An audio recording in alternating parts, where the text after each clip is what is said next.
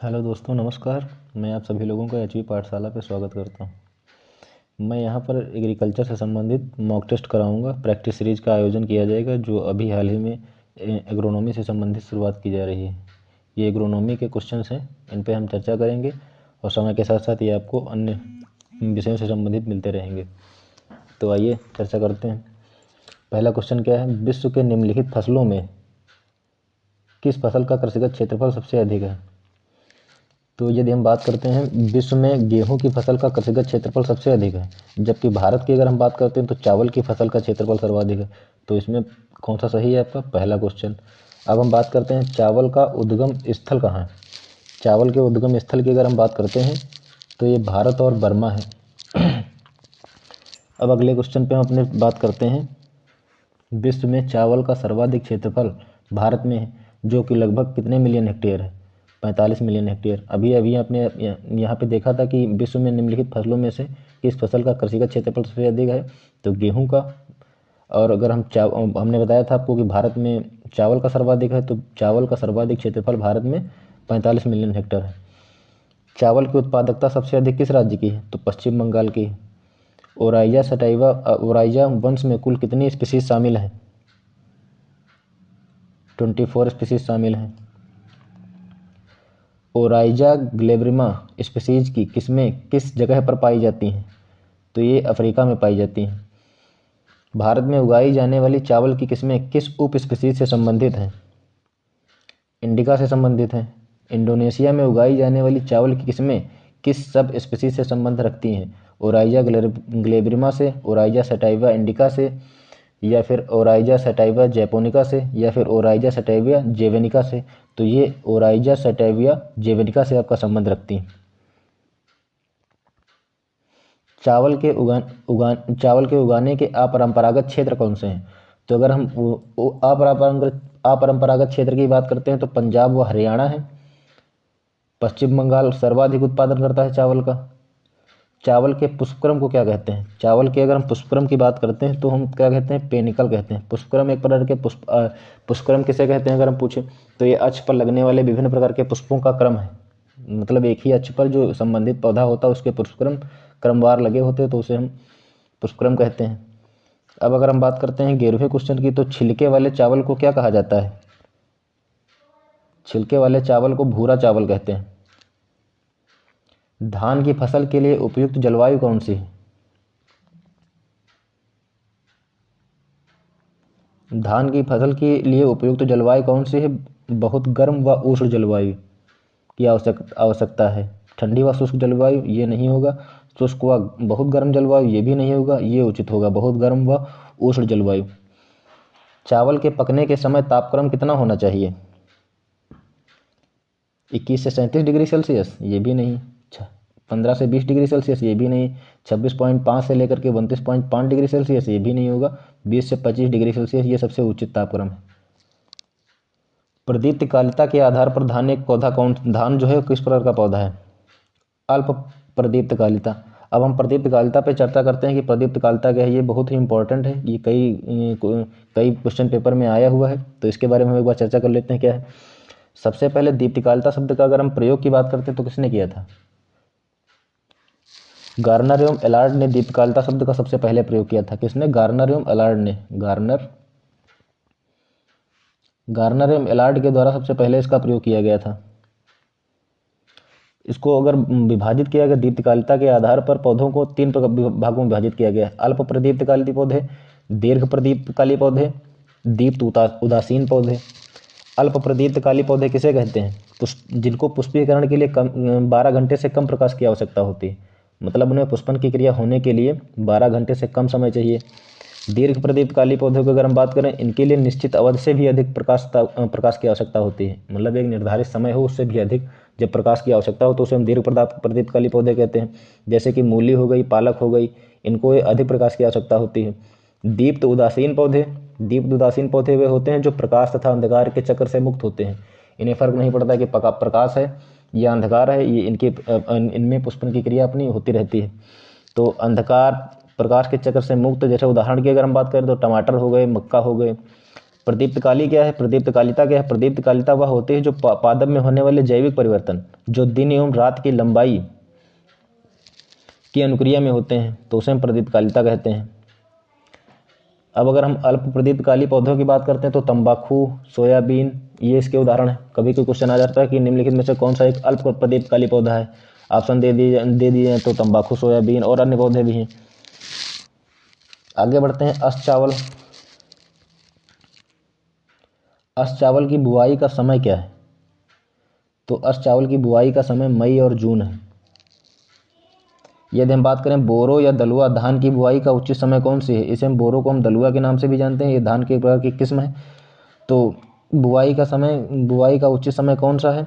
नवंबर या दिसंबर में। बोरो या दलुआ जो है धान की बुआई का उचित समय है। अगले क्वेश्चन पे हम अपने बढ़ते हैं।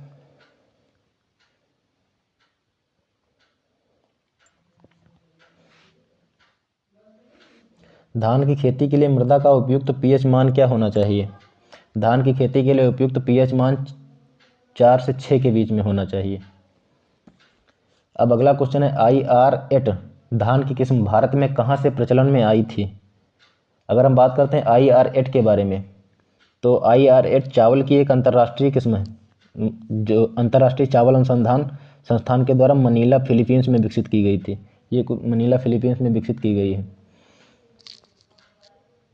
निम्नलिखित किस्मों में से धान की कौन सी किस्म ड्वार्फ उत्परिवर्तित है? तो जगन्नाथ हो गया। धान की बुरकाव व ड्रिलिंग विधि में क्रमशः बीज की मात्रा क्या होनी चाहिए? ये आपसे पूछे जाते हैं कि इनके लिए बीज रेट क्या होनी चाहिए, कितने हेक्टेयर के अनुसार कितने बीज की आवश्यकता होती है हमें। तो संकर धान की बीज दर करीब करीब 10 से 15 किलोग्राम प्रति हेक्टेयर होनी चाहिए। अगर हम संकर धान की बात करते हैं तो करीब करीब 10 से 15 किलोग्राम प्रति हेक्टेयर की दर से होनी चाहिए। वहीं अगर हम बात करें ड्रिलिंग विधि में कम से कम कितने बीजों की आवश्यकता होती है? तो 100 से 60 किलोग्राम। इस प्रकार का भी क्वेश्चन आता है कि हाइब्रिड धान की बीज रेट क्या होती है? तो 10 से 15 किलोग्राम। अगर आपसे ये पूछा जाए कि ड्रिलिंग की विधि के द्वारा बीज की मात्रा क्या होनी चाहिए, तो 100 से 60 किलोग्राम प्रति हेक्टेयर की दर से इस्तेमाल किए जाते हैं। धान के 1 हेक्टेयर क्षेत्रफल में रोपाई के लिए कितने क्षेत्रफल में नर्सरी तैयार करना चाहिए? तो 1000 वर्ग मीटर में। 1 हेक्टेयर क्षेत्रफल की रोपाई के लिए हमें कितने एरिया में धान की नर्सरी को तैयार करना चाहिए? धान की नर्सरी जो धान को रोपने से पहले जो उसके बीजों को लगाकर उसकी जो फसल तैयार की जाती है उसे बाद में धान के खेतों में रोपाई के माध्यम से लगाया जाता है। तो उसके लिए हमें 1000 वर्ग मीटर की करीब आवश्यकता है। भारत में धान की नर्सरी तैयार करने की डपोग विधि किस देश में प्रचलन में लाई गई?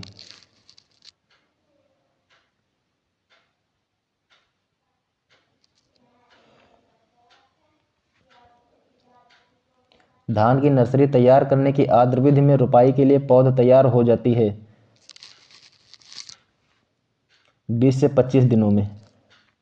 डपोग विधि में धान की नर्सरी रोपाई के लिए कितने दिन में तैयार हो जाती है? 11 से 14 विधि। दोस्तों 1 मिनट, डपोग विधि को लेकर हमको थोड़ा कन्फ्यूजन, इसको चेक कर लेते हैं।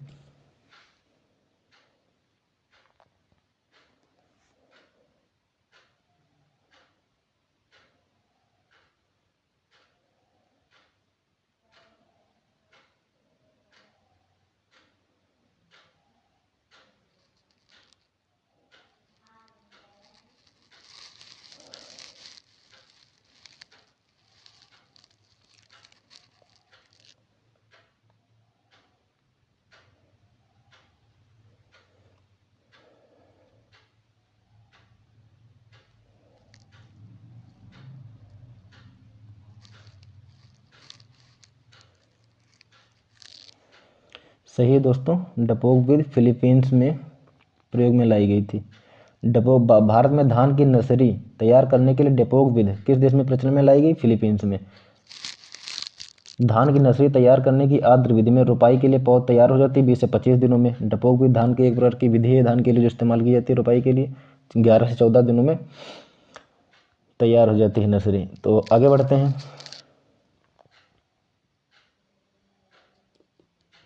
धान की रोपाई के कितने दिन बाद प्रोपेनिल खरपतवार नाशी का प्रयोग करना चाहिए? प्रोपेनिल एक प्रकार का खरपतवार नाशी है, इसको धान की फसल में प्रयोग किया जाता है। तो कितने दिनों के बाद प्रयोग किया जाना चाहिए? 6 से 8 दिनों के बाद। कब हम प्रयोग कर सकते हैं? जब 6 से 8 दिन हो जाएं तब उसको हम प्रयोग कर सकते हैं। अगले क्वेश्चन पे देखते हैं, धान के पौधे की प्रारंभिक अपवृद्धि अवस्था में क्रसेक किस रोग के कारण होते हैं? बैक्टीरियल ब्लाइट के कारण। किस कीट के द्वारा धान का टुग्रो वायरस रोग फैलता है? Green leaf hopper. Green leaf hopper के द्वारा धान का टुग्रो वायरस रोग हो जाता है। 28 नंबर देखते हैं, डेड हार्ट व व्हाइट हेड किस कीट के प्रकोप का कारण होता है? तना छेदक के कारण। यह तना छेदक एक ऐसा कीट है जो तने को बीच से छेद देता है। यह कई फसलों में आपको देखने को मिलेगा। धान के पौधों के कल्लों में रूपहला तना या प्याजी पत्ती लक्षण किस कीट के कारण होते हैं? गालमिज के कारण होते हैं।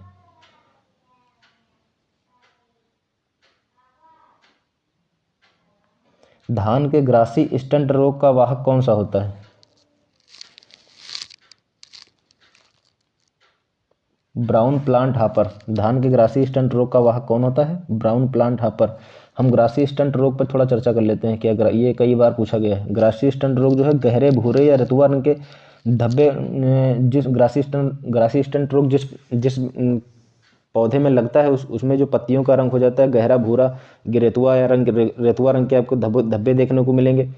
पत्तियां छोटी रह जाएंगी। इसमें परिपक्वता का अभाव भी होगा। एक बार ये क्वेश्चन आया था कि मतलब ग्रासी स्टंट रोग से, एक बार क्वेश्चन यह भी आया था कि ग्रासी स्टंट रोग से जो पौधा उसमें कौन सी कमी देखने को मिलेंगी? तो पौधे में परिपक्वता का अभाव हमें देखने को मिलेगा। आगे क्वेश्चन की ओर बढ़ते हैं अपने। धान मुतकड़ पौधे की कौन सी अवस्था पर आक्रमण करता है? अंकुरण के समय, फूल आते समय, दुधिया अवस्था पर या कटाई के समय? तो ये कब करेगा? दुधिया अवस्था पर। जब बाली दुधिया अवस्था में होंगी तब ये धान का जो गंधी बग रोग होता है तब ये अटैक कर देता है। तो इसका कौन सा उत्तर सही है? दुधिया अवस्था पर। बासमती चावल के 1000 दानों का वजन कितने ग्राम होता है? 21 ग्राम।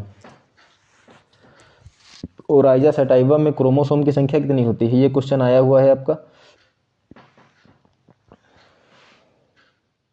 अगर हम बात करते हैं ओराइजा सटाइवा की क्रोमोसोम की संख्या कितनी है तो 24 होती है। इनमें क्रोमोसोम गुणसूत्र होते हैं। मनुष्य में कितने होते हैं गुणसूत्र? ये भी पूछा जाता है। अन्य विविध फसलों में पूछा है, अलग अलग फसलों में क्रोमोसोम संख्या कितनी होती है, एग्रीकल्चर में पूछा जाता रहा है। धान में बौनेपन गुण के लिए जिम्मेदार कौन सा जीन है? डीजीवूजीन। ये भी क्वेश्चन आपका आया हुआ है। धान में बौनेपन गुण के लिए कौन सा जीन जिम्मेदार रहता है? तो डीजीवूजीन जो है ये होता है। अगर हम मक्के में देखें तो ओपेक-2 जीवद्रव्य की अच्छी गुणवत्ता युक्त प्रोटीन के लिए एक अच्छा स्रोत है, जबकि टिप्ट 23A जीनोटाइप बाजरे में संकर किस्मों के लिए विकास के लिए अच्छा स्रोत है। ये भी पूछा गया है। मक्के में कौन सा जीन जिम्मेदार? तो ओपेक-2 जीवद्रव्य की अच्छी गुणवत्ता के लिए जिम्मेदार है। अगले क्वेश्चन में बात करते हैं अपने गोल्डन राइस जो है किस तत्व का एक अच्छा स्रोत है? गोल्डन राइस किस तत्व का एक अच्छा स्रोत है?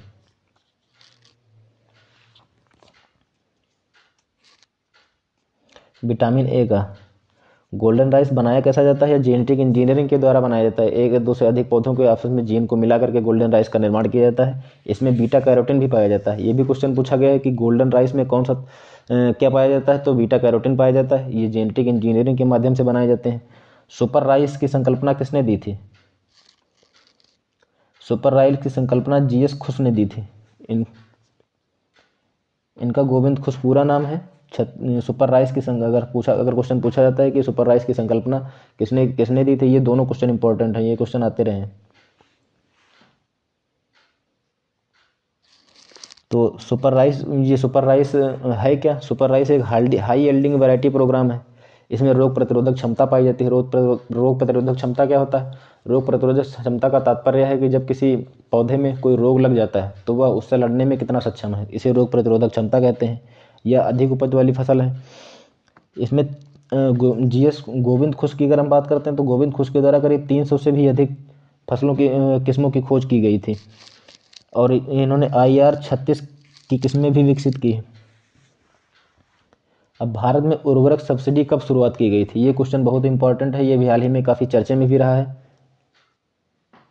अंतर्राष्ट्रीय स्तर पर भी चर्चे में रहा है कि अंतर्राष्ट्रीय स्तर पर चर्चे में क्या रहा है कि मतलब मानना है कि भारत के द्वारा उर्वरकों पर सब्सिडी अधिक दी जाती है, तो इसको लेकर क्वेश्चन बन सकता है। तो ये क्या है, 1 नवंबर 1977 को शुरुआत की गई थी।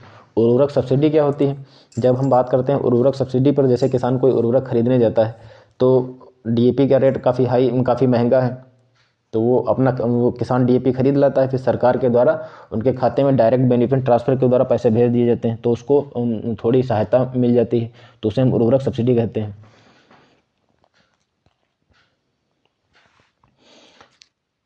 सामान्य रोटी वाले गेहूं का वानस्पतिक नाम क्या है? ट्रेटिकम एस्टिवम। सामान्य खेती वाले जो सामान्य रोटी वाले जो गेहूं का वानस्पतिक नाम ट्रेटिकम एस्टिवम है। अगर हम बात करते हैं ट्रेटिकम डाइकोकम की, तो ट्रेटिकम जो डाइकोकम है, अगर हम इसकी बात करते हैं, ये क्या है?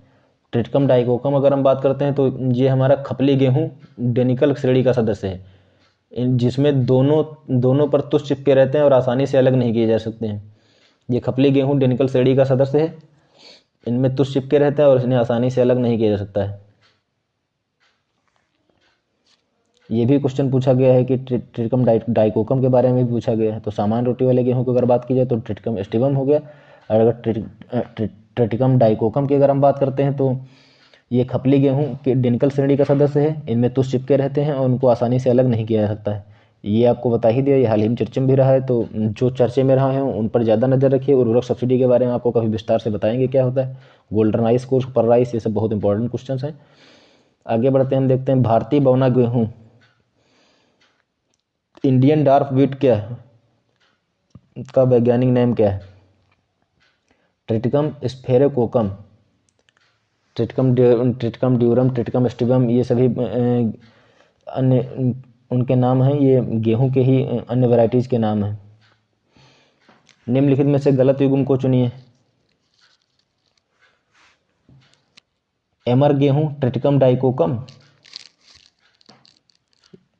मैक्रोनी गेहूं ट्रिटिकम ड्यूरम, मैक्सिकन गेहूं ट्रिटिकम एस्टिवम, भारतीय ड्वार्फ गेहूं ट्रिटिकम वल्गेर। ये दोनों क्वेश्चन आपके लिए इंपॉर्टेंट हैं, इन पे हम थोड़ी चर्चा कर लेते हैं। भारतीय ड्वार्फ गेहूं ट्रिटिकम वल्गेर ये आपका सुमेलित नहीं है। तो एमर गेहूं का वैज्ञानिक नाम क्या है? ट्रिटिकम डाइकोकम है। ट्रिटिकम डाइकोकम किसका नाम है? ट्रिटिकम डाइकोकम एमर गेहूं का वैज्ञानिक नाम है। अभी हमने आपसे पिछले क्वेश्चंस में चर्चा भी की है कि ट्रिटिकम डाइकोकम किसका सदस्य है? तो खपली गेहूं डेनिकल श्रेणी का सदस्य है। इन पर तुष चिपके रहते हैं, उनको आसानी से अलग नहीं किया सकता है। मैक्रोनी गेहूं का क्या नाम है? तो जैसे जो हमारे घर में मैक्रोनी यूज की जाती है, उसके लिए कौन सा गेहूँ इस्तेमाल किया जाता है? तो उसके लिए उसका साइंटिफिक नेम है ट्रिटिकम ड्यूरम। ये क्वेश्चन आया हुआ है। मैक्सिकन गेहूँ की अगर हम बात करें तो ट्रिटिकम एस्टिवम हमारा मैक्सिकन गेहूँ का नाम है।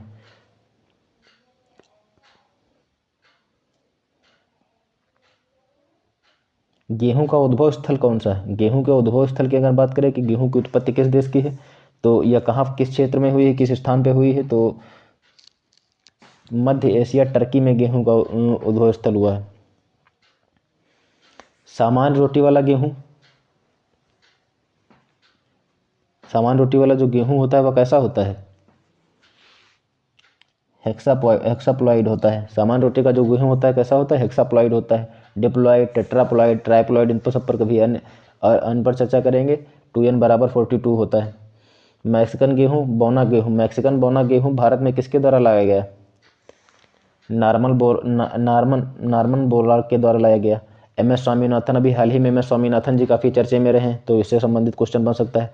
नॉर्मन बोरलाग, इन लोगों का हरित क्रांति में व्यापक स्तर पर योगदान रहा। अगर हम बात करें इनकी, तो इन्होंने वैश्विक स्तर पर योगदान दिया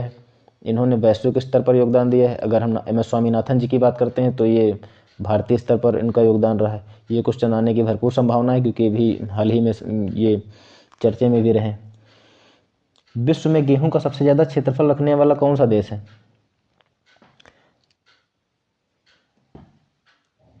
विश्व में गेहूं का सबसे ज़्यादा क्षेत्रफल एवं उत्पादन करने वाला देश चीन है। विश्व में गेहूं का सबसे ज़्यादा क्षेत्रफल एवं उत्पादन करने वाला देश चीन है। देखो हम इस पे बात कर लेते हैं, ये क्वेश्चन आ सकता है।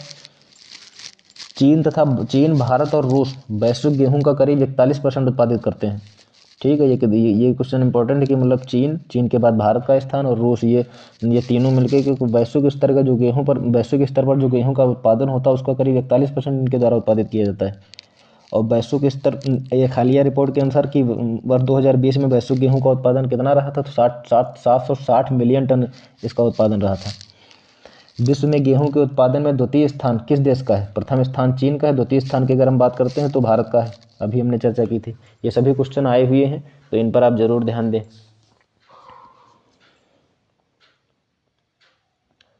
अब हम बात करते हैं गेहूं की प्रथम किस्म जो कि कम लंबाई, लोजिंग रेजिस्टेंस व अधिक उपज देने वाली थी, उसका क्या नाम है?